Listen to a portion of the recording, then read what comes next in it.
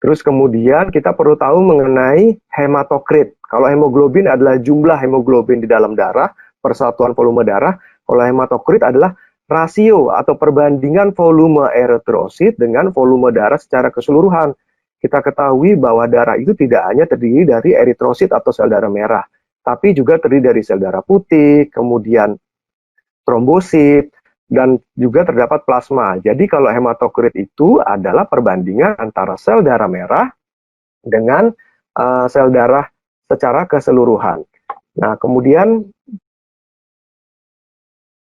terus kemudian kita perlu tahu juga mengenai RBC atau red blood cell count. Kasarnya RBC atau red blood cell count adalah jumlah eritrosit per unit darah secara keseluruhan. Jadi jumlahnya. Kalau ini merupakan suatu rasio, kalau RBC count adalah jumlah sel darah merah. Pada pria 4,5 sampai 6 kali 10 pangkat 6 per mililiter, maaf. Kalau wanita itu 4 sampai 5 kali 10 pangkat 6 per mililiter. Nah, kemudian kita juga perlu mengetahui mengenai RDW. RDW adalah red blood cell distribution width.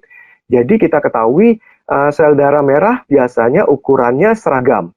Namun pada beberapa kondisi, sel darah merah itu bisa ada yang besar, ada yang kecil. Nah, RDW ini apa? RDW ini adalah untuk melihat jangkauan variasi.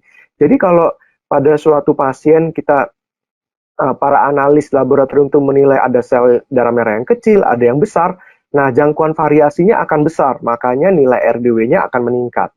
Normalnya nilai RDW ini adalah 11,5 sampai 14,5%, ya.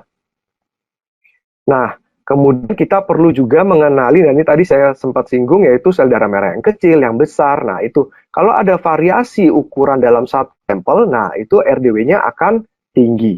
Nah, kemudian kita lanjut, yaitu mengenai mean corpuscular volume, yaitu mengenai volume rata-rata eritrosit dalam suatu spesimen. Nah, ini juga penting, MCV ini untuk melihat apakah sel darah merahnya itu pada posisi ukuran volume yang normal, atau ukuran volume yang kecil, atau yang besar. Satuannya adalah femtoliter. Normalnya adalah 80 sampai 100. Jadi kalau nilai MCV-nya kurang dari 80, maka volume sel darah merah rata-rata di dalam suatu sampel pasien itu rendah. Jadi itu dia dikategorikan sebagai anemia mikrositik. Mikro artinya kecil. Sitik itu artinya sel. Jadi kalau kurang dari 80 femtoliter, dia berarti ukuran volumenya kecil. Kebalikannya kalau di atas 100 ya, itu namanya makrositik. Makro artinya besar. Jadi dengan cukup kita melihat kadar Hb yang rendah, kemudian kita melihat kadar MCV-nya, itu kita bisa mengetahui karakteristik penilaian laboratorium. Kita lanjut kembali, yaitu ada yang dinamakan dengan mean corpuscular hemoglobin atau MCH. Ini adalah suatu rata-rata kandungan atau berat hemoglobin per satu eritrosit. Jadi kita mengukur berat per satu hemoglobin ini, berat hemoglobin pada satu eritrosit ini berapa? Satuannya adalah piktogram.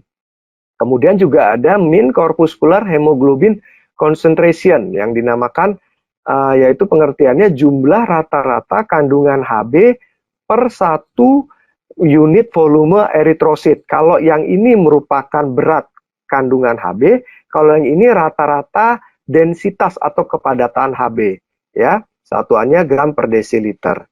Mungkin untuk awal agak sedikit membingungkan, tapi saya akan mencoba membuat suatu analogi ya. Analoginya seperti ini. Kalau RBC count kita bayangkan ini adalah gambaran eritrosit ya, tapi dalam kehidupan nyata kita analogikan seperti pelampung yang berada di dalam suatu kolam renang ya.